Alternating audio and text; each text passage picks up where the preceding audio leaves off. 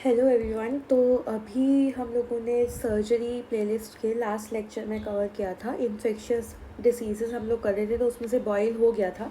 आज जो टॉपिक शुरू करने वाले हैं वो है कार्बंकल। कार्बंकल हमने बॉयज़ में भी देखा था। बॉयज़ में क्या देखा था हमने कार्बंकल के बारे में कि ये एक कॉम्प्लिकेशन होता है बॉयज़ का। So what is carbuncle? अगर हम इसकी डेफिनेशन की बात करें, सो व्हाट इज़ इट? एक इन्फेक्टिव गैंग्रीन टाइप की अगर हो जाए सबक्यूटेनियस टिश्यू में कॉज्ड बाय स्टेफाइलोकोकस, तो इसको हम अगर हमारे फ्लो चार्ट के फॉर्म में देखें तो सबसे पहले हमें इन्फेक्शन हुआ, we are affected by a infection. एक सेकेंड गाइस, एक सेकेंड। ओके, हमें इन्फेक्शन हुआ। इन्फेक्शन कौन पॉजिटिव एजेंट है इसके लिए? स्टेफाइलोकोकस। स्टेफाइलोकोकस ने इन्फेक्शन कॉज किया। कहाँ पर कॉज किया? सबक्यूटेनियस टिश्यू में। सबक्यूटेनियस टिश्यू में। और जब इसने इन्फेक्शन कॉज किया सबक्यूटेनियस टिश्यू में, तो उसकी वजह से क्या हो जाएगा? गैंग्रीन की अगर कंडीशन डेवलप होने लगे, वो गैंग्रीन कैसी? Infective gangrene. हम इन्फेक्शियस डिसीजेस में से कार्बंकल पढ़ रहे हैं, तो इसमें इन्फेक्टिव गैंग्रीन हो जाता है। इन्फेक्टिव गैंग्रीन कब कॉज हो रहा है? जब सबक्यूटेनियस टिश्यू पर स्टेफाइलोकोकस बैक्टीरिया ने क्या कॉज कर दिया? इन्फेक्शन कॉज किया। ठीक है, अब हम ये देखते हैं कि ये कॉमन किस किस में होता है। सो कॉमनली फाउंड इन, आपको क्या लगता है इन्फेक्शन के ज़्यादा प्रोन कौन लोग होते हैं? जिनको पहले से कोई प्रॉब्लम हो, जैसे कि जिनकी इम्यूनिटी वीक है। इम्यूनिटी वीक है तो उसको इन्फेक्शन होने के चांसेस ज़्यादा हैं। या फिर डायबिटीज़ है, ठीक है, या फिर उसका न्यूट्रिशन पुअर है, यानी कि खाने पीने में अच्छी चीज़ें नहीं ले रहे हैं। तो ये इन लोगों में कॉमनली हमको देखने को मिलता है। इसके बाद हम देखते हैं कि अगर कार्बंकल कहीं होगा तो वो किस जगह पर होगा। कॉमन साइट्स अगर हम देखें, what are the common sites of carbuncle? वैसे तो देखो, फुंसी हुई या कार्बंकल हुआ, कुछ भी बॉयल हुआ, ये हुआ, कहीं भी कॉज हो सकता है। तो सबसे पहली common site anywhere in body, क्योंकि वो कहीं भी कॉज हो रहा है। लेकिन उसके बाद में जहाँ पर फैट डिपॉजिशन ज़्यादा होगा, उस जगह होने के चांसेस ज़्यादा रहते हैं। तो कहाँ हो जाएगा? बैक में, नेप ऑफ द नेक, यानी कि नेक के पीछे, इन जगह पर होने के चांसेस ज़्यादा होते हैं। अब इसकी क्लिनिकल फीचर्स क्या क्या होंगे? Let's talk about clinical features. Clinical features में इसके क्या क्या आ जाएगा? फीवर। देखो, इन्फेक्शन हो रहा है ना, अगर कहीं पर भी इन्फेक्शन या इन्फ्लेमेशन होता है तो उसके कुछ साइंस होते हैं। फीवर, रेडनेस, पेन, टेंडरनेस, ये सारी चीज़ें हमको देखने को मिलती हैं, है ना। इसके अलावा क्या हो जाएगा? जो स्किन है उसमें अगर पस फॉर्मेशन होगा तो स्किन कैसी हो जाएगी? थिक हो जाएगी विथ पस फॉर्मेशन। ठीक है, तो ये हमने उसकी क्लिनिकल फीचर्स देख लिए। इसके बाद में हमें लिखना है ट्रीटमेंट। जिस तरीके से मैं आपके नोट्स बनवा रही हूँ, आपको इसी फॉर्मेट में एग्ज़ाम में लिख कर आना है। सबसे पहले हम क्या लिखेंगे? डेफिनेशन लिखेंगे। डेफिनेशन के बाद हम इसकी ये लिखेंगे कि कॉमनली हमको किन पेशेंट्स में देखने को मिलता है, कॉमन साइट्स क्या है, क्लिनिकल फीचर्स क्या है, और लास्ट में आएगा हमारा ट्रीटमेंट। तो ट्रीटमेंट में हमको सबसे पहले क्या करना है? अब किसी को डायबिटीज़ है, किसी की इम्यूनिटी वीक है, या फिर न्यूट्रिशन प्रॉपर नहीं है, तो उस कंडीशन में हम उसको क्या बोलेंगे? भाई इम्प्रूव कर लो अपनी जनरल हेल्थ को। तो improve the general health of patient, general health of patient.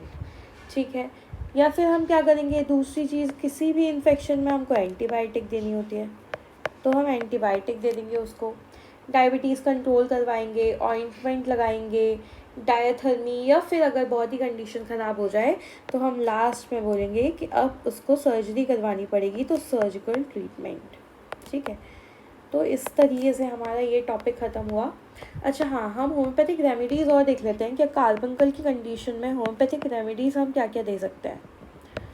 Homeopathic remedies में आ जाएगा arsenic, album, lachesis, and silicea. ये जो साइलेशिया है ना, ये बहुत ही वंडरफुल रेमेडी होती है किसी भी इन्फेक्शियस डिसीज़ में जो कि हमारी स्किन पर काम कर रही है।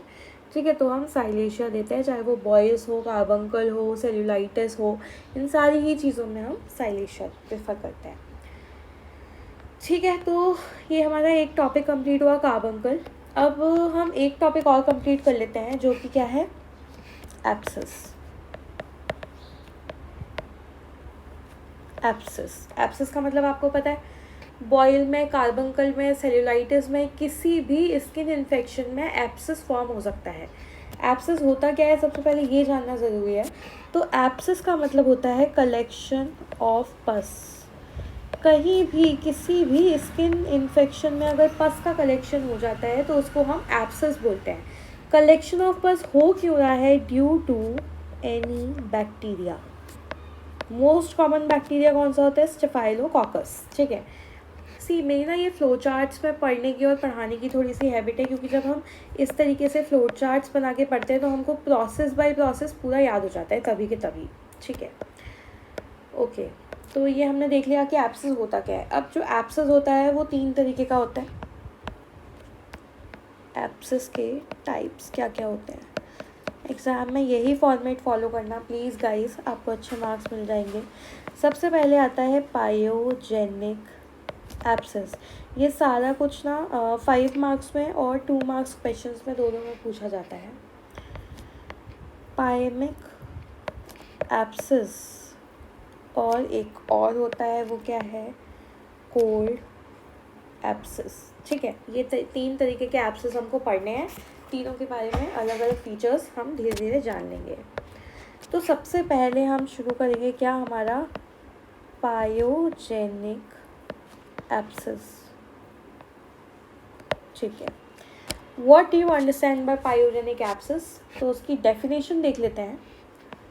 डेफिनेशन ऐसा कुछ पर्टिकुलर नहीं है, क्योंकि एब्सेस का मतलब पस कलेक्शन ही है। पायोजेनिक का मतलब कोई भी ऑर्गेनिज्म जो है वो डायरेक्ट इन्फेक्शन कॉज कर दे एक्सटर्नल वूंड से, यानी कि ये किसी का हाथ था, यहाँ उसको वूंड हो रखा था और यहीं पे डायरेक्टली इन्वेजन हो गया ऑर्गेनिज्म का। इसलिए हम कहते हैं कि वूंड को हमेशा क्लोज रखना चाहिए। वूंड हो, बॉयल हो, कुछ भी हो, उसको ज़्यादा हमको डिस्टर्ब नहीं करना चाहिए, स्क्रैच नहीं करना चाहिए और उसको क्लोज रखना चाहिए, क्योंकि अगर वो ओपन रहेगा तो फॉरेन बॉडीज़ के थ्रू उसमें इन्फेक्शन के चांसेस बढ़ जाते हैं। तो हमने पायोजेनिक एब्सेस में क्या किया, सबसे पहली चीज़ है, सबसे कॉमन फॉर्म ऑफ एब्सेस है, it is most common form of abscess. Second चीज़ क्या हो जाएगी, it is caused by staphylococcus. Staphylococcus is the most common bacteria जो कि ऐसे इन्फेक्शंस कॉज करता है। तो स्टेफाइलोकोकस।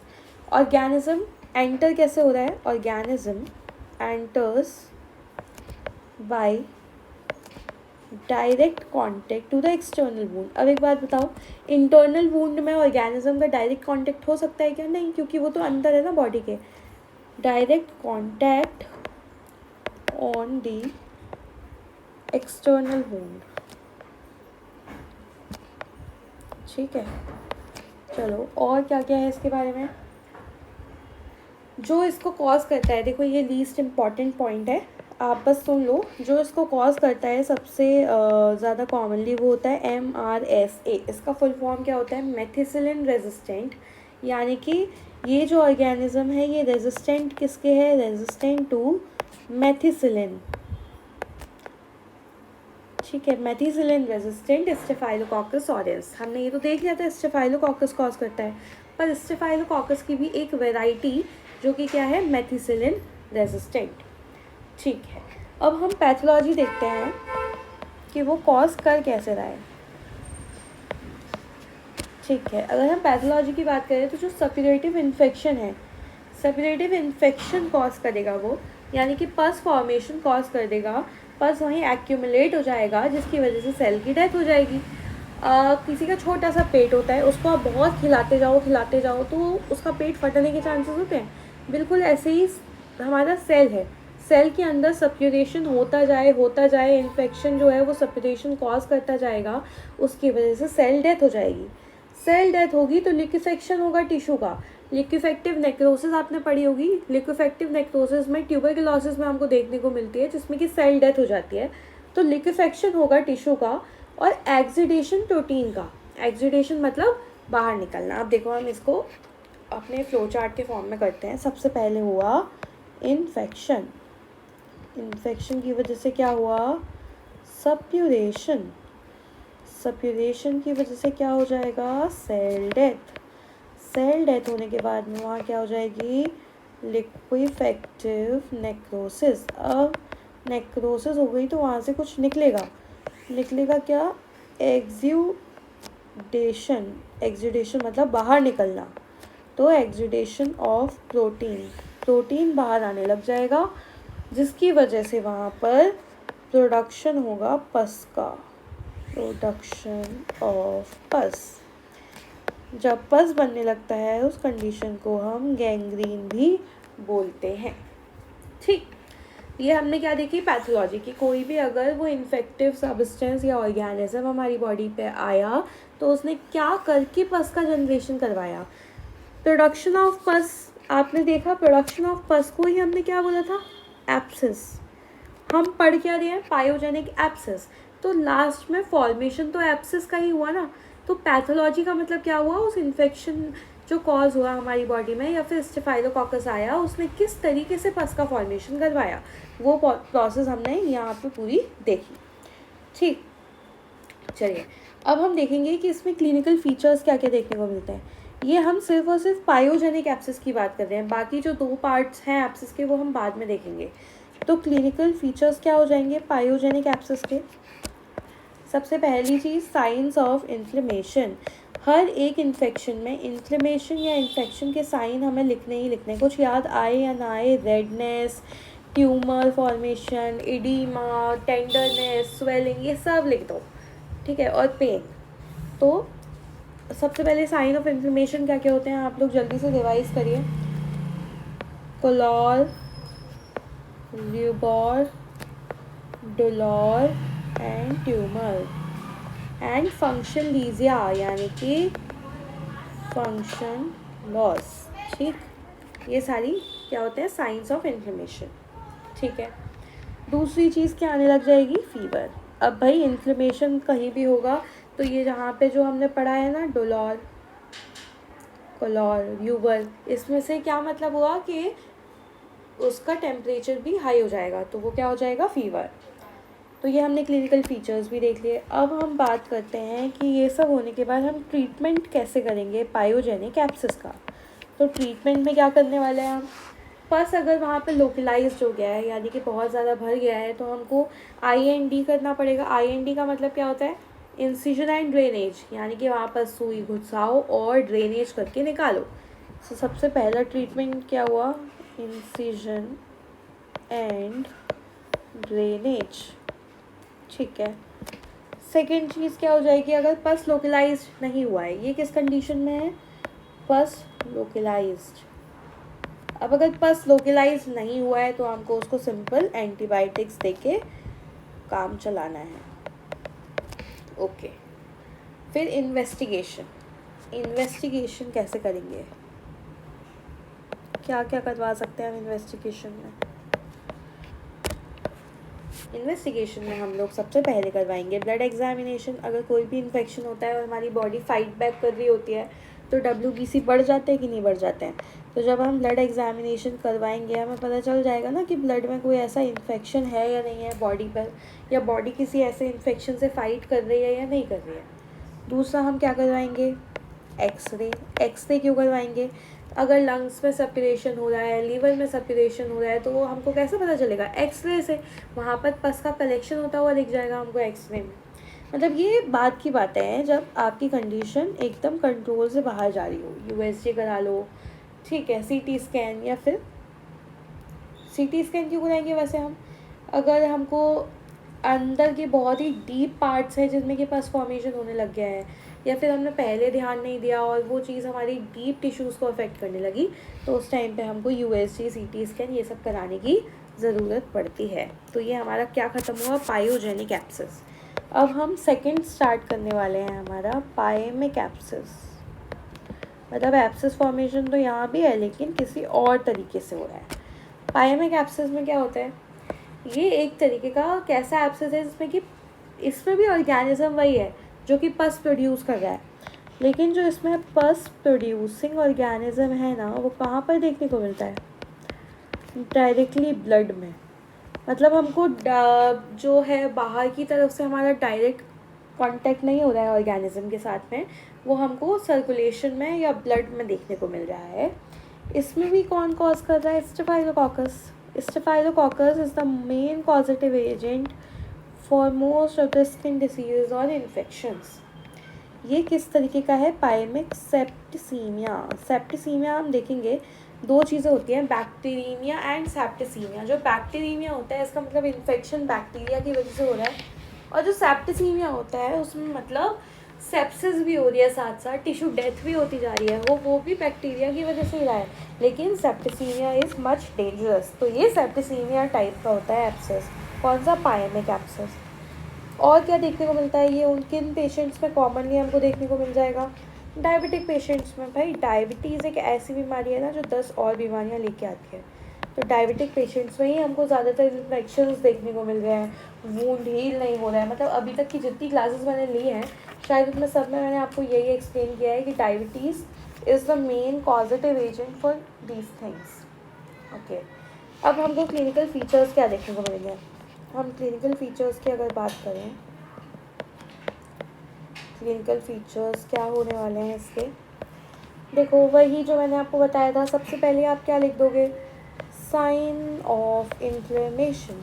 मतलब ये मत लिख के आना साइन ऑफ इन्फ्लेमेशन, आपको तो जो साइंस होते हैं जो मैंने ऊपर बताए हैं, यहाँ पर बताया ना मैंने, कोलॉर, यूबॉर, डोलॉर, ट्यूमोर, ये सब लिख के आना है आपको, ठीक है, साइन ऑफ इन्फ्लेमेशन। इसके अलावा इसमें फीवर जो होगा ना वो हाई फीवर होगा, क्योंकि इसमें इन्फेक्शन ज़्यादा तेज़ वाला हो गया है, जो कि सेप्टिसीमिया टाइप ऑफ इन्फेक्शन है, तो इस वजह से उसको रिगॉर्स भी आने लग जाएंगे, यानी कि कप भी आने लग जाएगी।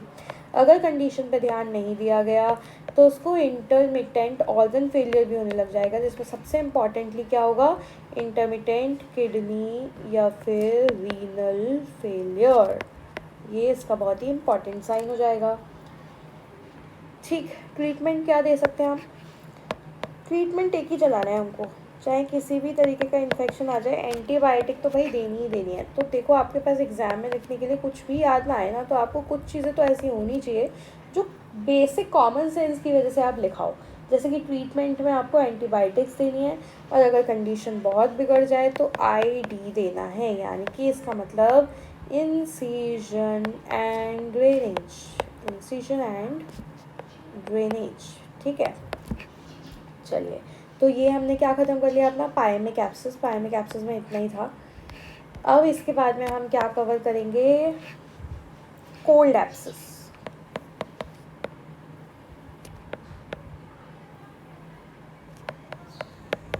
कोल्ड एब्सेस के बारे में अगर बात करें, कोल्ड एब्सेस क्या होता है, एक ऐसा एब्सेस जिसमें कि कोई भी साइन ऑफ इन्फ्लेमेशन नहीं है, नो साइन ऑफ इन्फ्लेमेशन, ठीक।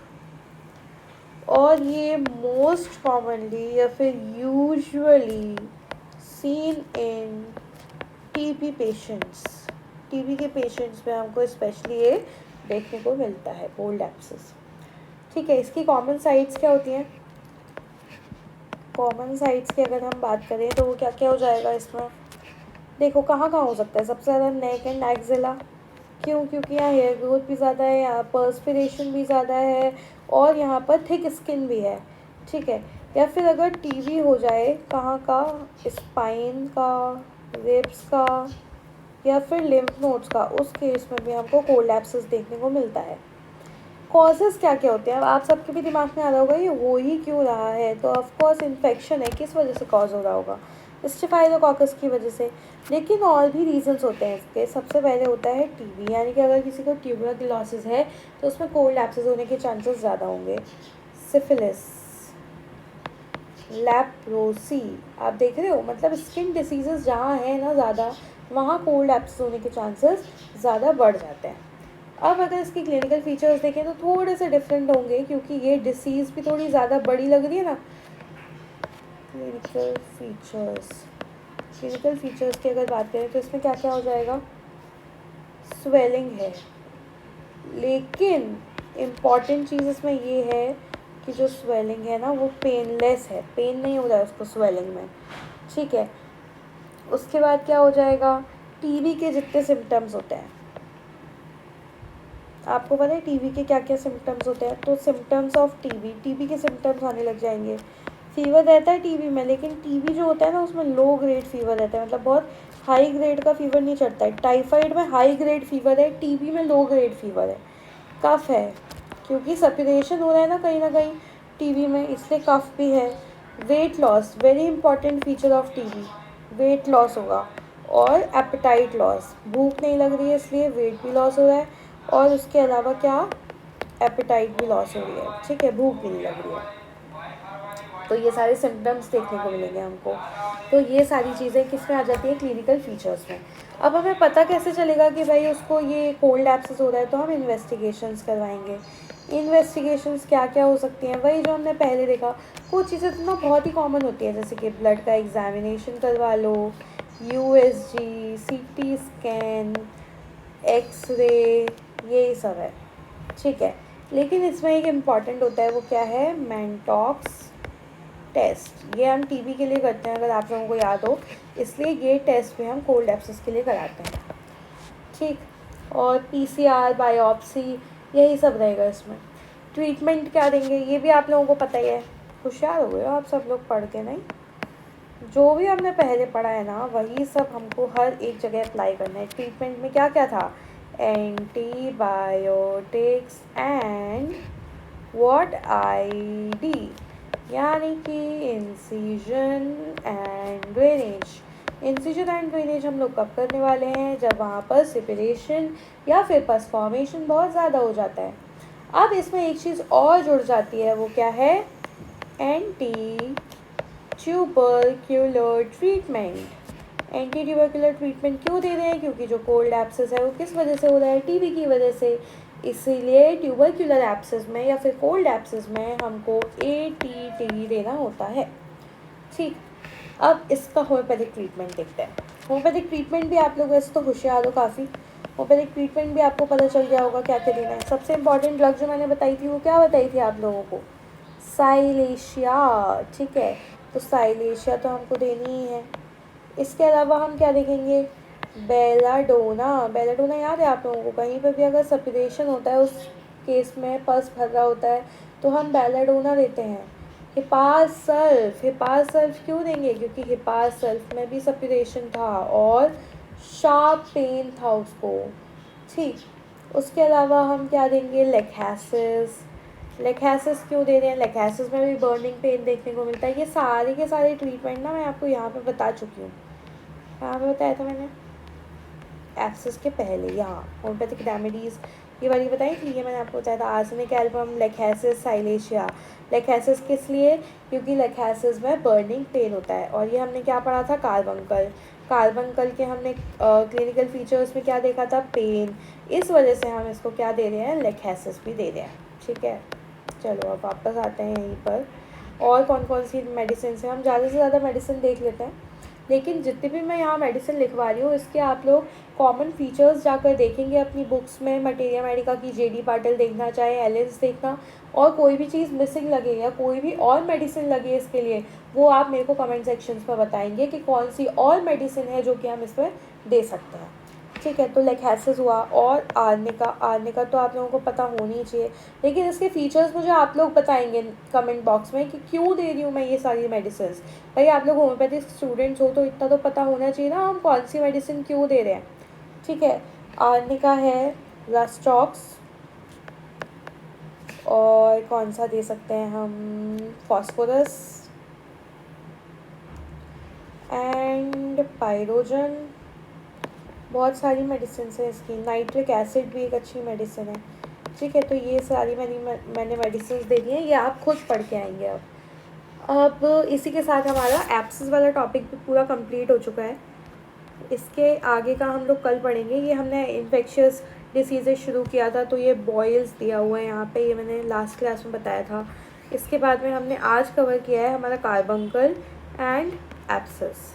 ठीक है, इस पर डाल देते हैं कि भाई यहाँ से पार्ट 2 स्टार्ट हुआ है आपका। ठीक है, मैं क्लास में भी मेंशन कर दूँगी। Okay, bye bye. आगे की क्लासेस का थोड़ा बहुत टॉपिक बुक्स में से पढ़ के आने की कोशिश करना, ताकि जब पढ़ाएंगे तो ज़्यादा अच्छे से समझ आएगा। और कोई भी डाउट्स हो तो आप पूछ सकते हो कभी भी, है ना। Put in the comment section, I will reply it. Okay.